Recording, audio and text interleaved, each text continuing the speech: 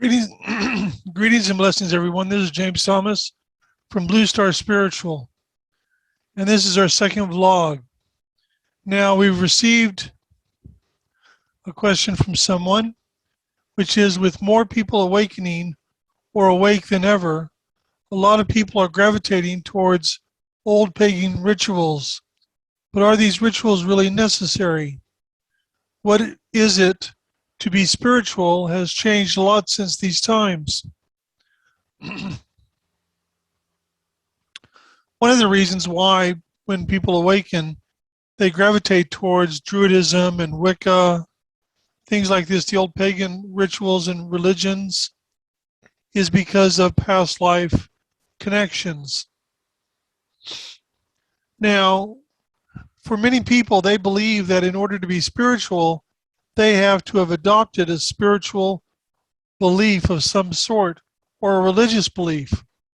So if you talk to people who are into religion like Christianity, Judaism, Islam, they would tell you that they are very spiritual because they ascribe to a religious philosophy or edict. Now, the problem is that many people who believe in spiritual traditions, whether it's Druidism, Wicca, Christianity, Islam, Judaism, they are so ingrained that for many of these people, they will actually become violent if you try and tell them that what they believe is not truthful or accurate. Now, as many of you may or may not know, I grew up in church as a Christian. I have been in Islamic mosques. I have been in synagogues. I've even prayed at the Western Wall in Jerusalem. Okay. I do not prescribe to a particular spiritual edict or philosophy per se.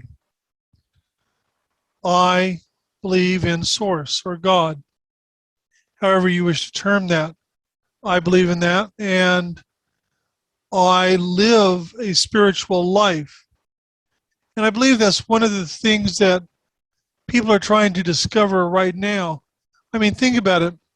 If you look at Christianity, according to biblical theologians and historians, there are approximately 3,000 different Christian denominations.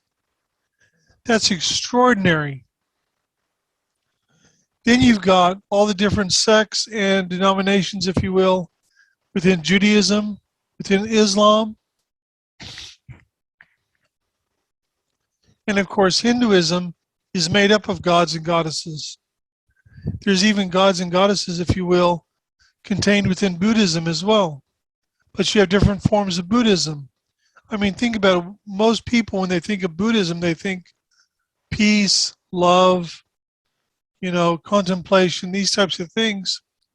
But there's, I believe it's in Myanmar, the former Burma, where Buddhist monks actually assassinate and kill Muslims. Go figure. So what constitutes spirituality? It constitutes it within the heart, nowhere else. If you have a particular belief structure that you believe in, whether it's a religion or a spiritual philosophy, that's fine. That's up to you. You do you. You have to go with whatever resonates. But in actual truth, to live a spiritual life is simply about following your heart and guidance, having trust and faith in yourself for yourself, and having trust in spirit. That's it. That's all you need. There doesn't have to be all of these crazy rules and things like this. If you decide to belong to a religion, generally you have to adopt or accept their tenets as your absolute truth.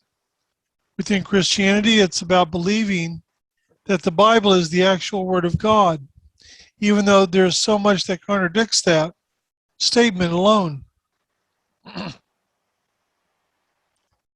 I'm also reminded of I believe that there are many times that we are given messages and clues within the framework of television shows and or movies. Now, one of my favorite shows in the 80s and going into the 90s and everything was Star Trek. Of course, I watched the original series. I was a big fan of Next Generation. And then my stepson showed me a book and said, look in the first chapter. It was a channeled book. So the person who published the book had channeled this being through and had put the channelings into this book. But it also included people who were there listening to the channelings and asking questions. So I'm looking a little bit at the first chapter. I've never actually read the book. I believe that if I remember correctly, the title of the book is The Only Planet of Free Will Choice. You know, in the first chapter, what do I find? I find that one of the people in the audience asking questions of this higher dimensional channeled being is none other than Gene Roddenberry, the creator of Star Trek.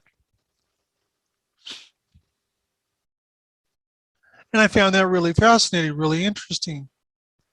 And then there's different episodes in Next Generation which are very, very spiritual in nature.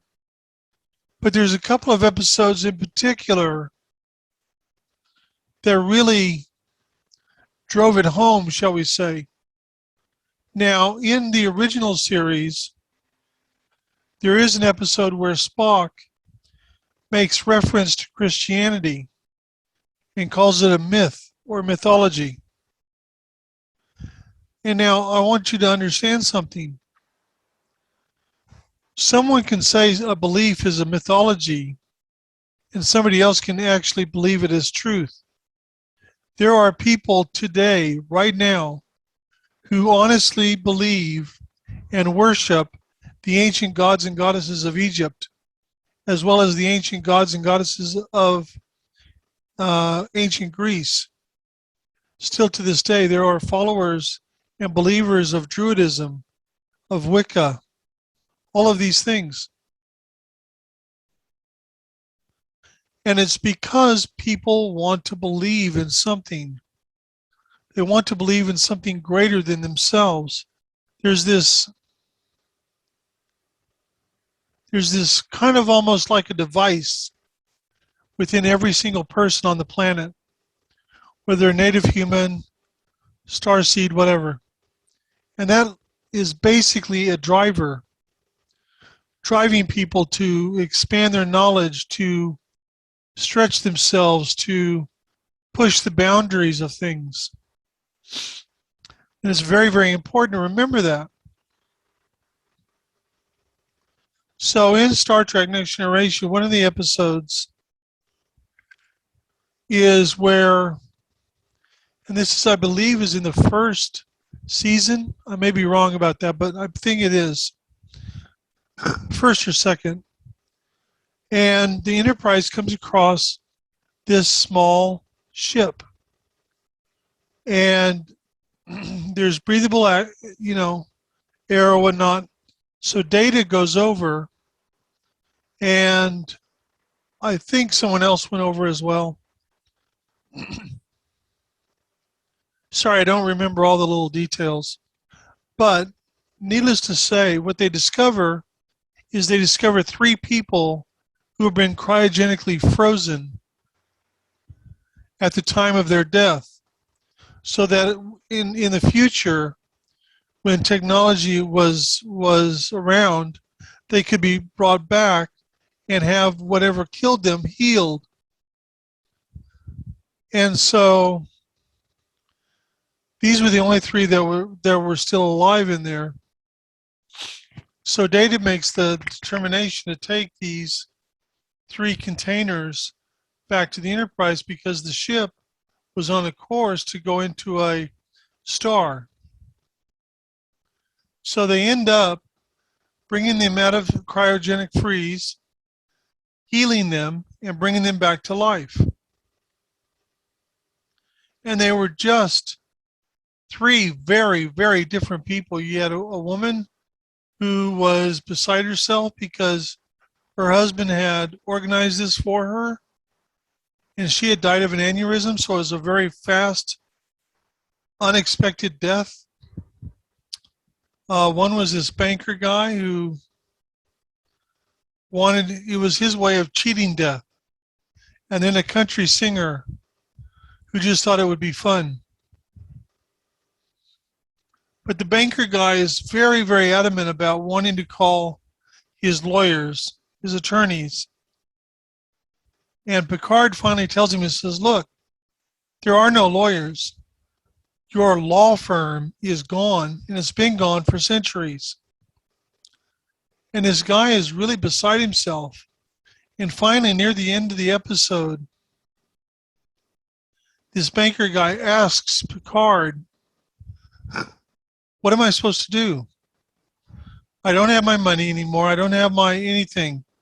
How am I supposed to live? What am I supposed to do? And Picard says to him, what we do today is we focus on bettering ourselves, on improving who we are.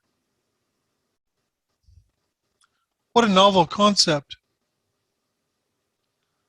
Living a spiritual life without all the trappings of the rules and regulations of what religions tell us or spiritual beliefs tell us. Now, I've seen metaphysical groups that if you don't abide by the way they do things and abide their truths, they kick you out. They send you on your way.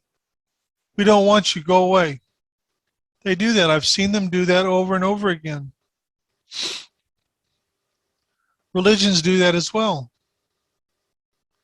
There's a religious group on the west coast of the South Island of New Zealand, and it's basically classified as a cult, although it's also classified as a Christian community. But if you go against what they believe in or what they dictate, you get removed from their community. You actually get barred from even speaking to your family. So there's so many rules around it, regulations and ethics and things like this, that it becomes almost like it's an elitist club. See how special I am. I've seen it in metaphysics. I've seen it in religion. Are you required to accept a spiritual philosophy or group or religion in order to be spiritual? And the answer is no, not at all. What you need to understand is by simply being who you are here, you are already spiritual. How you live your life is dependent upon your choices. Do you treat people with respect? Do you treat people with dignity? Do you treat yourself with respect and with dignity? Now, for many of us, we get bashed and battered and bruised by a multitude of different people out there. In person, in our regular lives, online, in groups we may belong to, online, all sorts of things. So we have to learn to get to that point where we live our truth our way without allowing others to dictate how we view ourselves, how we feel about ourselves, or how to live our life properly. There are so many people who are like, well, if you want to connect with spirit, you have to do this and you have to do that. And I can assure you a tremendous amount. you can do it in any way that works for you. It doesn't work the same way for everyone. Now, when you look at star seeds, you're looking at individuals that come from a multitude of different places. Some are from the Pleiades, some are from Sirius, Lyra, Arcturus, and many others come from many other galaxies. So there's a wide variety of different star seeds on this planet, each with their own creation story, each with their own beliefs and truths and ways of doing things that work for them. It's a matter of finding what works best for you and doing that. A lot of people will say to you, and I've said this as well, it's very important to meditate, 5 to 15 minutes every day. How do I meditate? I meditate by cooking, or I meditate by doing different things like that because that's what works best for me. Whereas with my wife, she sits out on the patio area out here every morning for about 15 minutes, and that's where she meditates. She connects with home. So do I. When I'm cooking, it's my time of just letting everything go and just being in that moment and just allowing everything to just flow naturally. And that's what works best for me. Find what works best for you. Don't allow anyone to tell you that you're not spiritual because you do things in a certain way or you believe things in a certain way. That is silly and it's not true or honest either. Now,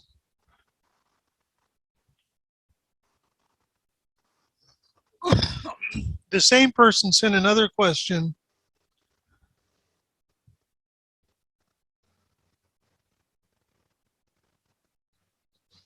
that I think is really, really important. So I wanted to speak about this as well. A lot of things are predetermined before we came to Earth. So as star seeds, do we really have freedom of choice? Can we really go off and do as we please? Or will we always be pulled back into alignment with a greater plan? Not that I want to go rogue, but just a thought. And I did want to speak about this because, there was a conversation I had with a young lady in 1991 in Tacoma, Washington. And it was in a spiritual shop. And we were talking about free will choice. And I said, well, people on Earth have complete free will choice, but I do not. And she said, that makes no sense. And I said, actually, it makes perfect sense. I don't have free will choice because I've already made my choice. See, with star seeds, many star seeds come here and in a particular incarnation will have a mission to accomplish or to do. Now, it could be something very simple or it could be something very elaborate. It just depends. There are people who will come here with the express purpose of dying in a plane crash or dying in an automobile crash. These things do happen. When you ask a channeled being, when am I going to cross over? They will never give you an answer because that's not allowed. That's against the rules because we already know when we're going to leave on a soul level. And it doesn't matter because our destination is already assured. So the answer to that question is very simple. Starseeds, like like the native human population, does have free will choice. You have the right to choose as you wish. Now, with choice, there is something that goes along with that. Consequences and ramifications. And I'll give you the perfect example. For those of you who have read our book, The Final Incarnation, this book is all about Janice and I. I was Jonathan, she was Tess, and it's before this incarnation took place. And I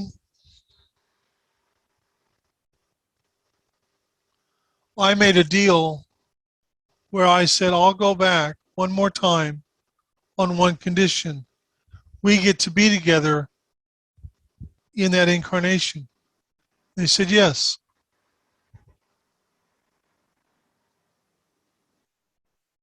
So all of a sudden what we find is I'm living in Oklahoma in 1999 and Janice is living here in Cairns, Australia, and we meet in a spiritual chat room.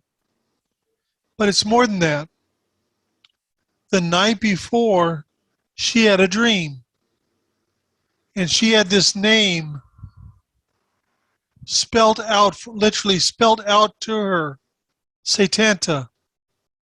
And she was told to use that the next day. Now I'm sitting there looking at everyone in this chat room, following the conversation, and I see her nickname, Satanta. And I couldn't take my eyes off it. There was something about it. And then she mentions that she's in Australia. And that was the trigger for me to start talking to her. It was set up that way. It wasn't made easy because I was in the US and she was here in Australia. I had to make a choice, deal with a tremendous amount of fear, to choose to get on a plane and fly and move countries to Australia. And the way everything worked, it was meant to be. And I understood that and knew that, but there was still so much fear. That was meant to be. Now, what would have happened had I chosen not to get on that plane? Had I chosen not to come to Australia?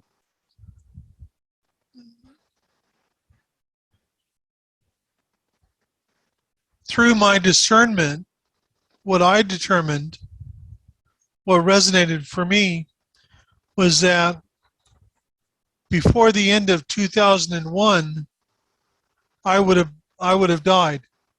I would have left. I wouldn't have remained. That was my shot to move forward on this path. That was part of the agreement that I made, that they made with me. So, if there is something that you have to do, that you chose to do before you came in here, that'll present itself. If you should decide not to do it, it'll keep coming back around because you're the one that has the right energy to do it. You're the one that's supposed to do it. And if it's something that is critical, they will find a way in assisting you to be able to do what you've come here to do. But at the end of the day, we still have free will choice. When I had my stroke, I had been completely and thoroughly cut off from spirit, from home, from everyone. So had Janice. And this cutoff happened before the stroke happened. So I'm in hospital. I can I can feel Misha and my security team, but nobody else. And nobody else is coming through, asking to come through, connecting, nothing. And this is so weird and so strange for me because I've been channeling for over 30 years. And for over 20 years, I had been channeling for Janice 3 to 4 times a week, every week. So she was used to having that interaction, that ability to ask questions, to get clarification on things, all sorts of things like that. And I was completely and thoroughly cut off. Now, it wasn't my decision to go through the stroke. This was decided elsewhere.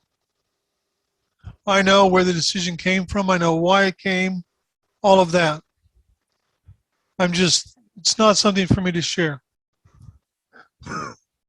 So I've done that. Okay. So all of a sudden, I find myself in this situation where all of a sudden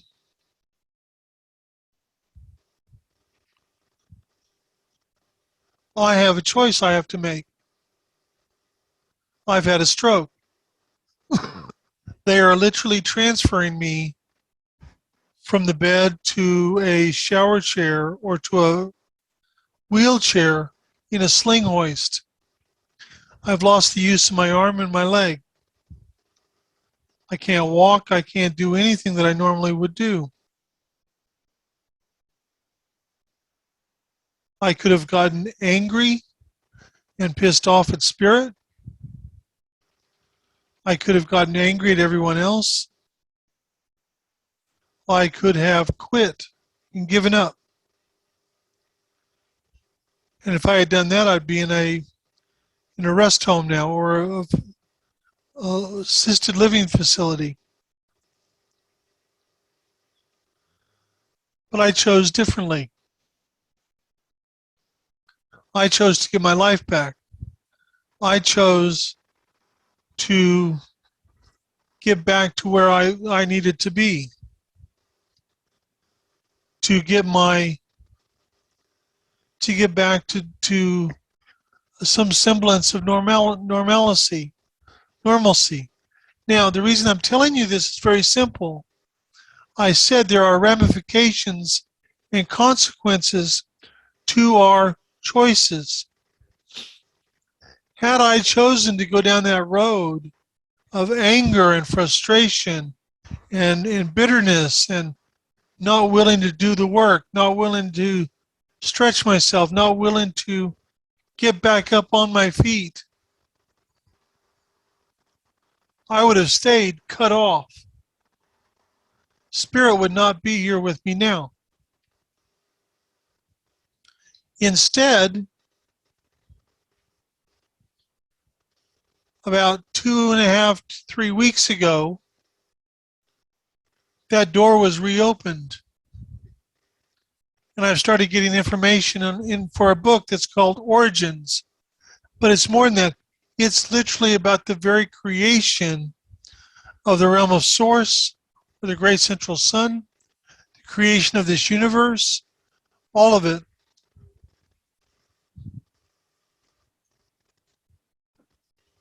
For that is my home.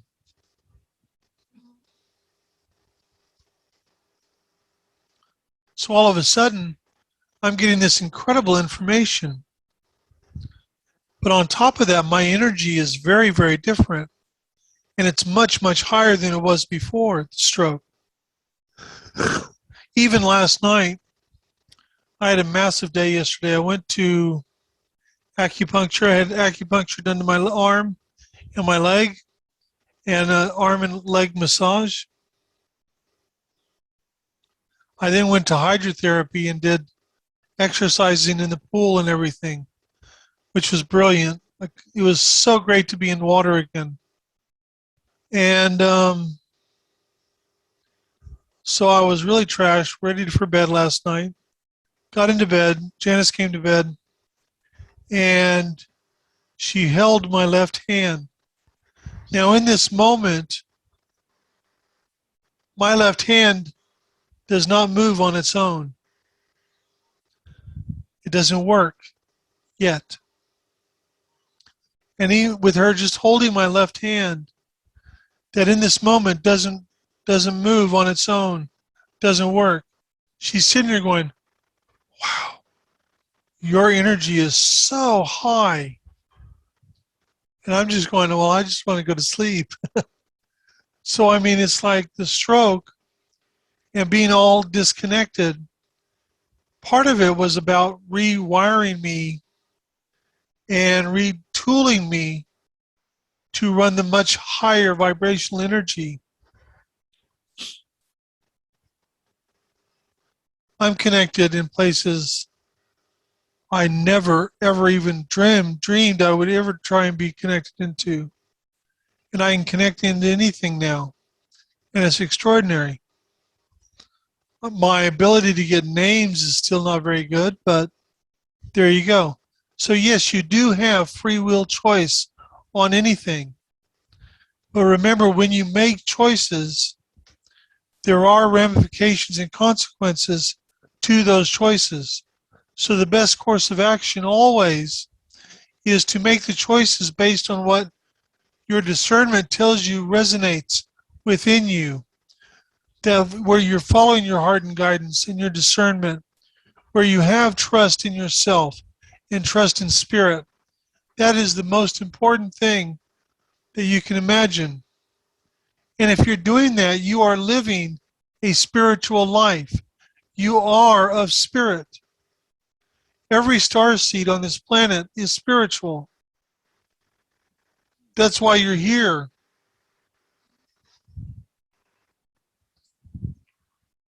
The evolution and eventual ascension that the native human population will go through is a spiritual event.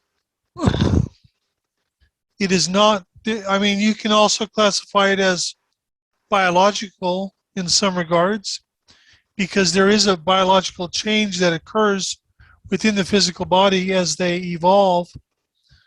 But this is their initial spiritual journey. As starseeds, we're here helping to guide them in their spiritual journey as living examples, as doing different things that assist this planet and its people on a daily basis, or through a lifetime we live, or the choices that we make. So remember, the power resides within you. Utilize it wisely. Utilize it from your heart. Now, if you have things that you would like me to speak about on this vlog, please feel free to email me at bluestarspiritualgroup@gmail.com and just put in the subject line vlog, VLOG, and then write your questions, suggestions, whatever you'd like. And I'll be sure to do those on future vlogs. Now, we are running specials right now. So our personal channeling sessions, which will go from anywhere from 90 minutes to 2 hours, which is your opportunity for a one-on-one conversation with a higher dimensional being, where you can actually get questions answered that you want answered, is $100 Australian. It is normally $135 US. We have specials on our coaching, mentoring, and house clearings that range in price from $100 to $125. All of those are $80. So if you'd like to order a service, please feel free to email me at the same email address, or go to our website, which is right there, www.bluestarspiritual.com. And we will see you another time. Much love. Many blessings.